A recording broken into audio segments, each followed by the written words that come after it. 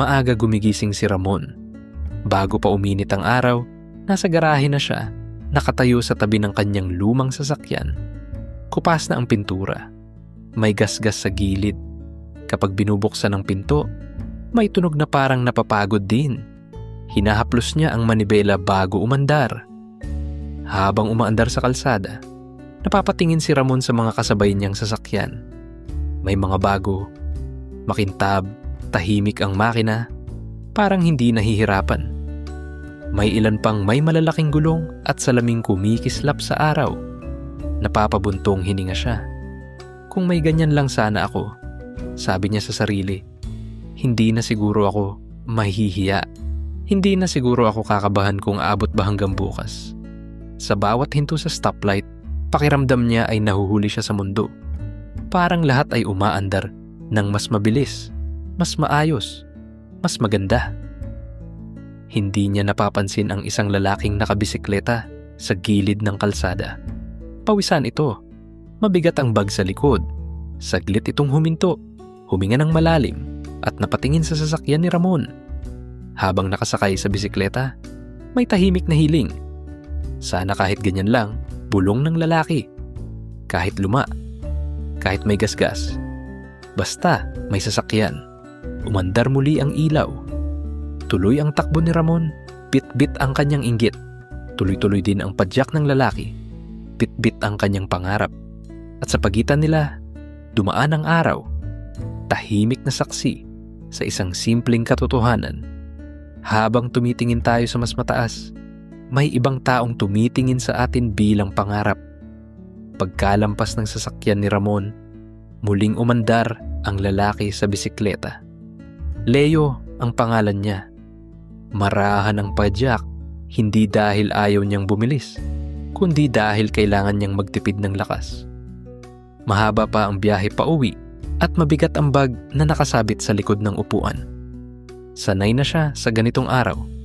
Sanay na sa init, sa usok, sa ingay ng kalsada. Kapag may dumadaan na sasakyan, lalo na ang mga bago at tahimik, bahagya siyang tumatabi. Hindi para umiwas lang, kundi dahil pakiramdam niya, wala siyang karapatang humarang sa daan. Habang pumapadyak, ramdam niya ang kirot sa tuhod. Hindi matindi, pero sapat para ipaalala na napapagod na rin siya. Pinunasan niya ang pawis sa noo at tumingin sa langit. Maliwanag ang araw. Mainit. Walang ulap na magbibigay lilim. Huminto siya sa isang maliit na tindahan sa gilid ng kalsada. Inilapag niya ang bisikleta at umupo saglit sa bangketa. Hinubad niya ang tsinelas at hinayaan ang paa niyang makahinga. Tahimik siyang napangiti nang maramdaman ang simento. Sa tapat ng tindahan, may isang lalaking naglalakad. Mabagal ang hakbang. May hawak na maliit na bag. Kita sa mukha ang pagod, pero tuloy lang ang lakad. Napatingin ito kay Leo.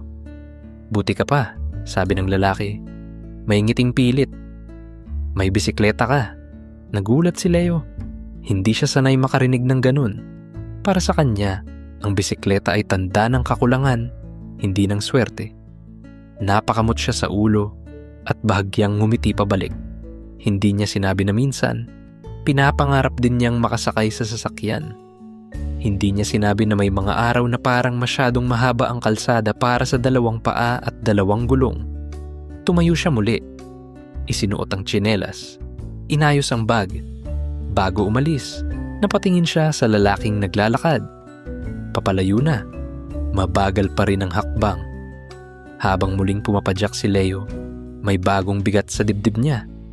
Hindi na lang pagod, kundi isang tanong. Kung para sa akin ay kulang ito, bakit para sa iba, sapat na? Hindi niya pa alam ang sagot, pero tuloy ang padyak. Dahan-dahan, paulit-ulit, patungo sa susunod na tagpo ng kanyang pag-unawa. Nagpatuloy ang lakad ng lalaki matapos iwan ang tindahan. Marco ang pangalan niya. Hindi niya minamadali ang mga hakbang, hindi dahil may oras siya, kundi dahil wala na siyang lakas para bumilis. Mabigat ang maliit na bag na hawak niya, kahit kaunti lang ang laman. Mas mabigat ang pakiramdam na kasama niya sa bawat hakbang. Galing siya sa isang mahabang pila. Umalis siyang bitbit ang pagod at kaunting pag-asa. Hindi sapat ang pera para sa pamasahe pa uwi, kaya pinili niyang maglakad. Sanay na rin siya sa ganitong desisyon, yung kailangan mong pumili sa pagitan ng praktikal at posible. Habang naglalakad sa gilid ng kalsada, ramdam niya ang init ng araw na tumatama sa kanyang batok. Dumidikit ang damit sa pawis. May dumaraan na mga sasakyan, may mga bus, may mga tricycle. Lahat sila ay may direksyon at bilis. Siya, may direksyon lang. Sa bawat hakbang, may bahagyang kirot sa talampakan. Hindi bago ang sakit, pero hindi rin nawawala. Minsan, humihinto siya sandali, tumitingin sa paligid, at saka muling lalakad. Walang reklamo, wala ring hiling, maliban sa makarating. Sa may kanto, may tricycle na napahinto sa traffic. May isang matandang lalaki na nakasakay rito. Saglit na napatingin si Marco sa kanya. Habang nagpapatuloy ang kanyang mga hakbang, hindi niya alam na sa mata ng matandang iyon sa tricycle, siya naman ang may isang bagay na matagal nang pinapangarap. Ang lakas para maglakad ng mag-isa. Mang Isko, ang pangalan ng matanda. Dahan-dahan ang kanyang paghinga. Hawak niya ang maliit na supot sa kanyang kandungan. Laman nito ang ilang gamot at resibo. Habang umaandar ang sasakyang tricycle, napapatingin siya sa kalsada. May mga taong naglalakad, may mga nakabisikleta, may mga nagmamadali. Lahat sila ay tila may lakas na matagal na niyang iniwan.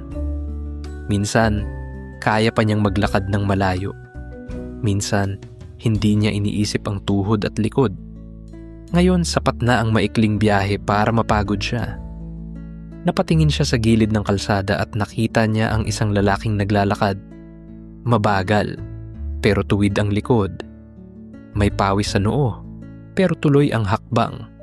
Sandaling nagtagpo ang kanilang mga mata. At sa sandaling iyon, may pumasok na pakiramdam sa dibdib ni Mang Isko. Buti ka pa, bulong niya sa sarili.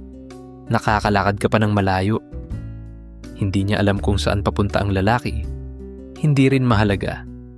Ang mahalaga ay ang tanawin ng isang taong kaya pang umusad gamit ang sariling lakas.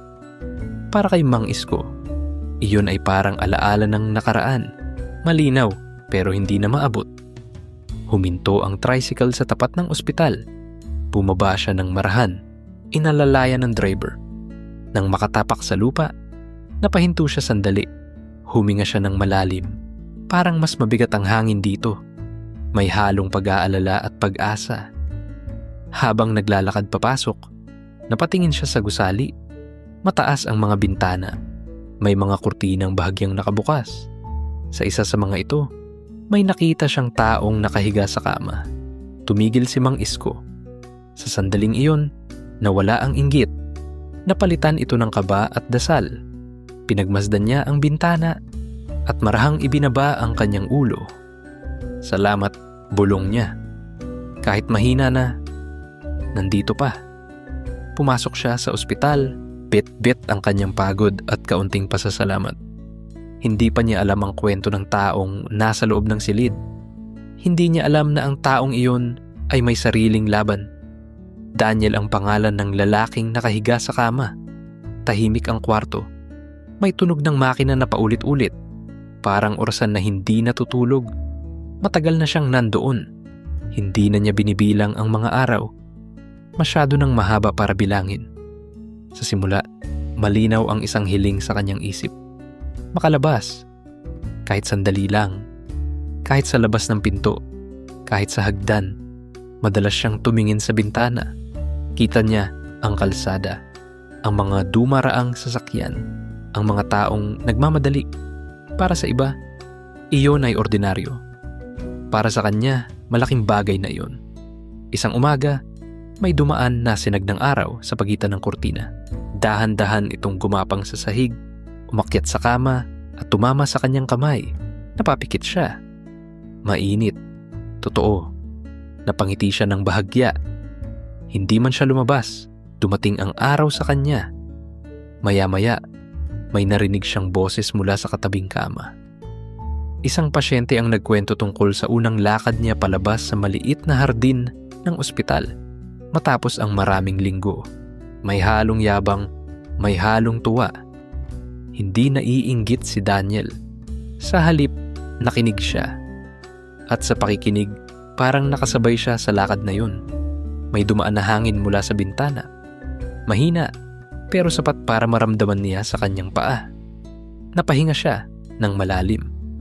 Parang may bahagyang gumaan sa dibdib. Salamat, bulong niya. Halos hindi marinig. Hindi dahil gumaling siya. Hindi dahil may pangakong bukas ay makakalabas na siya. Kundi dahil sa araw na iyon, may nakita siya. May nakausap siya. May naramdaman siya. Naunawaan niya ang isang simpleng bagay. Ang paglabas ay hindi laging pag-alis sa lugar. Minsan, ito ay pag-alis sa lungkot. Huminga siya ng mas maayos kaysa kahapon. At bago siya muling pumikit, may pumasok na katahimikan sa kanyang puso. Isang tahimik na tagumpay na kahit maliit ay sapat para ipagpasalamat ang araw na iyon. Hindi nakita-kita ang kanilang mga landas. Walang eksenang magtatagpo lahat sa iisang lugar. Pero may iisang bagay na dumaan sa bawat isa. Isang tahimik na pag-unawa. Sa kalsada, muling umandar ang lumang sasakyan ni Ramon. May tunog pa rin ang makina. May gasgas pa rin sa gilid. Pero sa pagkakataong iyon, hindi na siya nagmamadali. Nang tumigil siya sa stoplight, napatingin siya sa salamin at ngumiti ng bahagya. Salamat, bulong niya. Hanggang dito, nakarating pa rin tayo. Sa kabilang bahagi ng daan, si Leo ay patuloy na pumapadyak. Masakit pa rin ang tuhod. Mabigat pa rin ang bag. Pero sa bawat ikot ng gulong, may bagong ritmo. Hindi na lang para makarating, kundi para pahalagahan ang bawat galaw. Okay na rin, sabi niya sa sarili. Umaandar pa. Si Marco naman ay naglakad pa rin pauwi. Pagod, pawisan. Pero nang dumaan ang hangin sa kanyang mukha, huminto siya sandali. Ipinihit niya ang ulo sa langit at huminga ng malalim. Salamat, bulong niya. May lakas pa. Sa ospital, si Mang Isko ay umupo sa mahabang upuan sa hallway. Hawak ang supot ng gamot. Nakapikit sandali. Hindi niya alam kung ano ang bukas. Pero alam niyang sa araw na yun, nakarating siya at sapat na yun. At sa loob ng kwarto, si Daniel ay nakahiga pa rin. Hindi pa rin siya lumalabas. Pero may araw sa bintana. May boses sa paligid. May hangin sa kanyang paa. May biyaya pa rin. Doon, nagtagpo ang kanilang mga kwento. Hindi sa lugar, kundi sa puso. At ang aral ay hindi sumigaw. Hindi ito nagmadali. Tahimik lang itong umupo sa dulo ng kwento at naghintay na maramdaman. Ayos lang magdasal para sa mga bagay na minimithi. Ayos lang mangarap ng mas magaan na bukas. Pero huwag kalimutang magpasalamat sa kung ano ang meron ngayon. Dahil habang tumitingin tayo sa mas mataas, may ibang taong tumitingin sa atin at nangangarap ng buhay na hawak na natin ngayon. Madalas din nating makalimutan na ang mga bagay na meron tayo ngayon dati ay ipinagdarasal lang natin at ang inaakala nating kulang, iyon na pala ang sapat para magpatuloy ang buhay. Maraming salamat sa pakikinig. Huwag kalimutang mag-like, share at subscribe at samahan kami muli sa susunod na kwento.